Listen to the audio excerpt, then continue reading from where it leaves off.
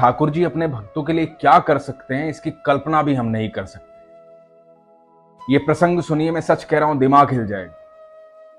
आंखें बंद करके सुनिएगा और जो भी अनुभूति आपको हो उस अनुभूति को कमेंट में लिखिएगा। हरे कृष्ण दोस्तों, मैं हूं अनुज शर्मा। महाराष्ट्र में एक जगह कृष्णा नदी है। कृष्णा नदी के किनारे कन्हाड़ गांव, वहां रहती थी सखूबाई। सखूबाई जो है एक ब्राह्मण परिवार में थी, वहां की वधू थी। परिवार में उनके पति थे, सास ससुर थे। विट्ठल भगवान की अनन्य भक्त, भगवान श्री कृष्ण की अनन्य भक्त। पूरी जिंदगी सिर्फ एक ही नाम लिया था, विट्ठल विट्ठल विट्ठल विट्ठल विट्ठल विट्ठल। बेहद प्रेम करती थी भगवान कृष्ण से, लेकिन स्थिति बिल्कुल भी अनुरूप नहीं थी। सास ससुर इतना प्रताड़ित करते थे जिसकी कोई हद नहीं। पति मारता पीटता था, गालियां देता था। उसकी भक्ति से किसी को कोई लेना देना नहीं। इतने कष्ट में रहते हुए भी सखूबाई सारे काम करती थी, मुस्कुराते हुए, भगवान विट्ठल का नाम लेते हुए, ठाकुर जी का नाम लेते हुए। भगवान श्री कृष्ण ने गीता के 12वें अध्याय में कहा है कि समभाव में रहिए। मेरे जो सच्चे भक्त होते हैं वो सुख और दुख की परवाह नहीं करते, मुझ पर पूरा विश्वास रखते हैं। चाहे सुख हो या दुख हो, उनका एक ही भाव रहता है। तो समभाव में रहिए। तो सखूबाई समभाव में रहती थी, किसी सुख की किसी दुख की कोई परवाह नहीं। एक दिन कृष्णा नदी पर जल भरने गई। उसने देखा कि लोग पताकाएं लेकर जा रहे हैं, पैरों में घुंघरू बंधे हुए हैं, नृत्य कर रहे हैं। पूछा कहां जा रहे हैं सब, तो पता लगा आषाढ़ शुक्ल की एकादशी। सब पंढरपुर जा रहे हैं, पंढरीनाथ भगवान के दर्शन करने के। सखूबाई को लगा कि मुझे भी जाना है, मुझे भी भगवान के दर्शन करने। सखूबाई का तो जन्म से यही सपना था, भगवान के पास जाना है, उनके दर्शन करने, उनसे मिलना है। तो एक पड़ोसन को बोली कि मैं भी जा रही हूं पंढरपुर, घर पर बोल देना। और बिना घर पर बोले निकल ली वहां से पंढरपुर के लिए उस मंडली के साथ। जब पड़ोसन ने घर बताया, पति को पता चला, सास ससुर को पता चला, तीनों मिलकर आए उसे ढूंढने के लिए। रास्ते में मिली सखूबाई मंडली के साथ, वहां से पीटते हुए घर लाए। बहुत मारा, बहुत गालियां दी, लात घूसे, सब कुछ, बहुत प्रताड़ित किया। ऐसा ही परिवार था वो। उसके बाद उन्होंने फैसला लिया कि 15 दिन का ये मेला है, जब तक ये मेला खत्म नहीं होगा पंढरपुर का, तब तक सखूबाई को घर में खंबे से बांध कर रखेंगे, छोड़ेंगे नहीं इसे, नहीं तो ये फिर भाग जाएगी। और सखूबाई को घर में बांध दिया। सखूबाई को जब बांध दिया तो उसे बंधने का दुख नहीं था, इन लोगों ने प्रताड़ित किया उस बात का भी दुख नहीं था। दुख इस बात का था कि पंढरपुर नहीं जा पाई, पंढरीनाथ के दर्शन नहीं कर पाई, मेरे ईश्वर से नहीं मिल पाई।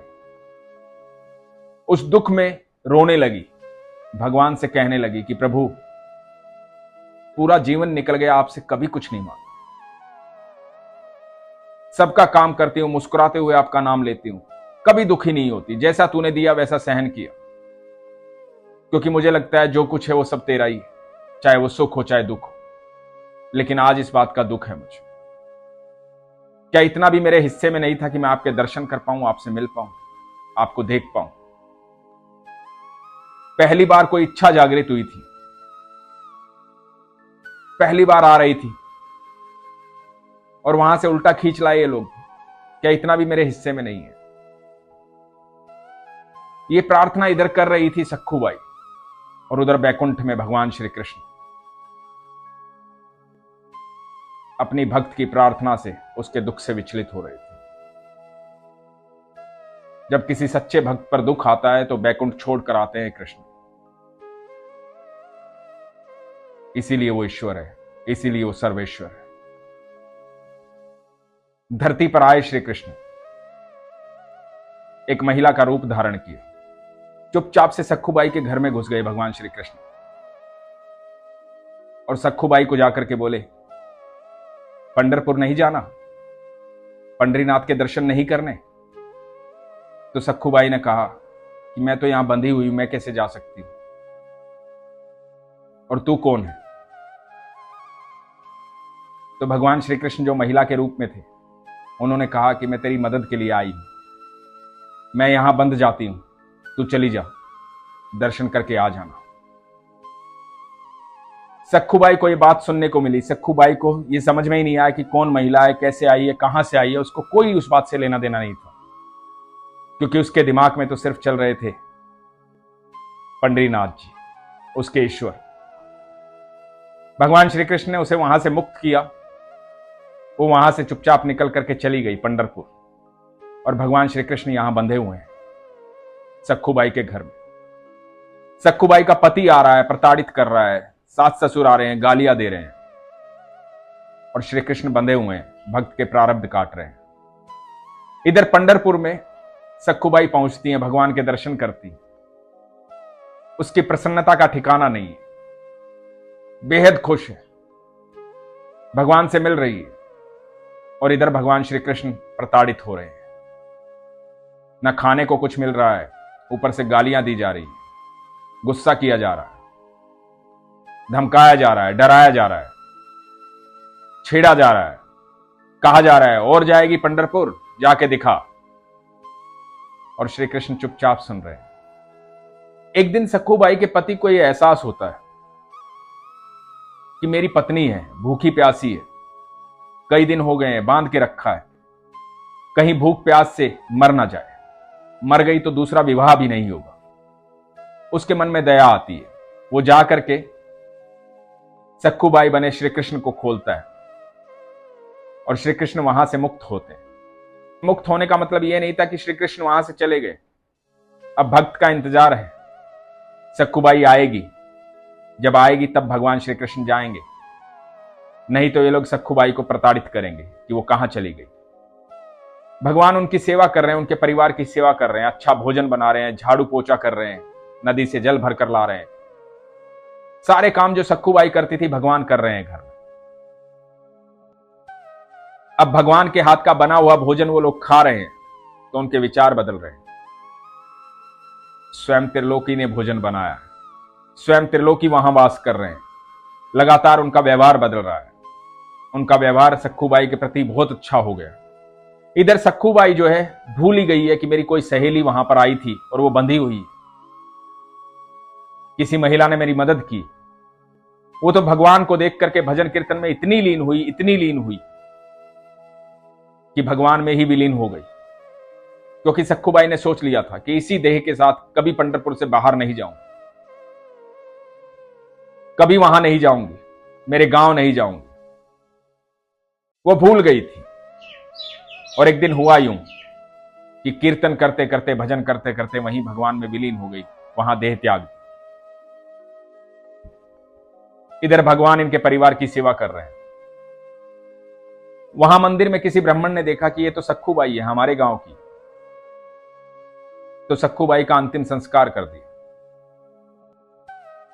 पहले जमाने में ऐसा होता नहीं था कि खबर पहुंचाई जाएगी, क्योंकि फोन वगैरह कुछ होते नहीं थे, चिट्ठी पत्री कई दिन में पहुंचेगी, संदेशा कौन लेकर जाएगा, और इतनी देर शरीर कहां रखा रहेगा।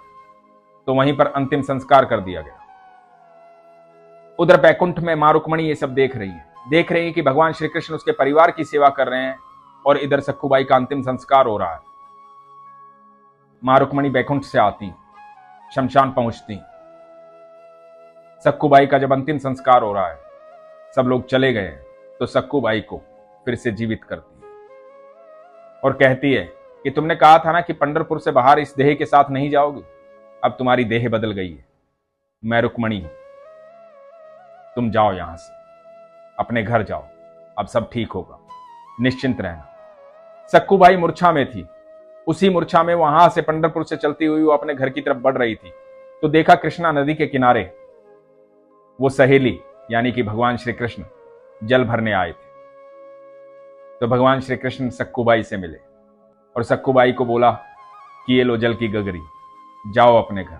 सखूबाई ने कहा कि सखी, मैं नहीं जानती तुम कौन हो, लेकिन तुमने मेरी बड़ी मदद की, इस मदद के कारण मैं मेरे भगवान से मिल पाई, उनके दर्शन कर पाई। भगवान श्री कृष्ण मुस्कुराए। सखूबाई अपने घर पहुंची। घर पहुंची तो देखा कि सबका व्यवहार बदला हुआ है, सब प्रेम से बातें कर रहे हैं, ऐसे व्यवहार की कभी कल्पना भी नहीं की थी। व्यवहार बदले भी क्यों ना, इतने दिन स्वयं भगवान जो वहां रहे हैं, इसलिए परिवार का व्यवहार बदल गया। सब ठीक ठाक चल रहा था। भगवान श्री कृष्ण और रुक्मिणी बैकुंठ चले गए थे।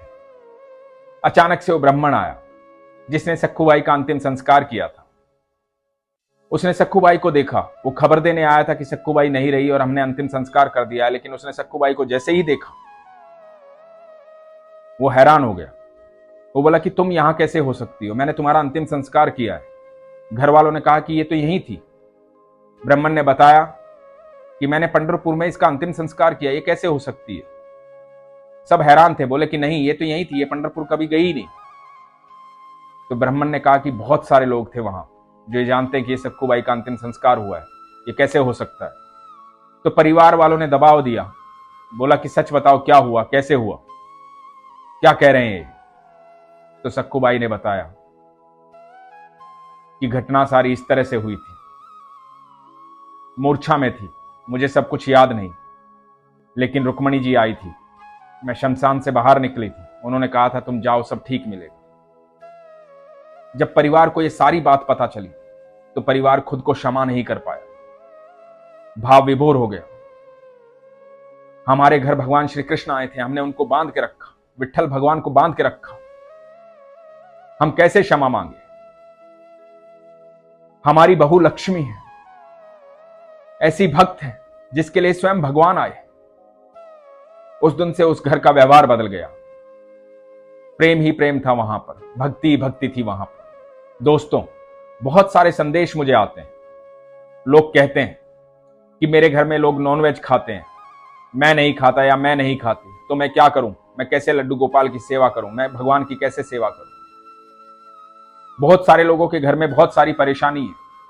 किसी की सास नहीं मानती, किसी का ससुर नहीं मानता, किसी के पति नहीं मानते, कोई भगवान को मानता है, कोई नहीं मानता। आप यकीन मानना, ऐसी परिस्थिति में भी आपका विश्वास यदि कमजोर नहीं होता है तो स्वयं भगवान आपके पास मिलने आते हैं और आपकी रक्षा करते हैं, आपके साथ रहते हैं। यह विश्वास हमेशा बनाए रखना। भक्त प्रहलाद के घर में भी यही परिस्थिति थी और सखुबाई के घर में भी यही परिस्थिति थी।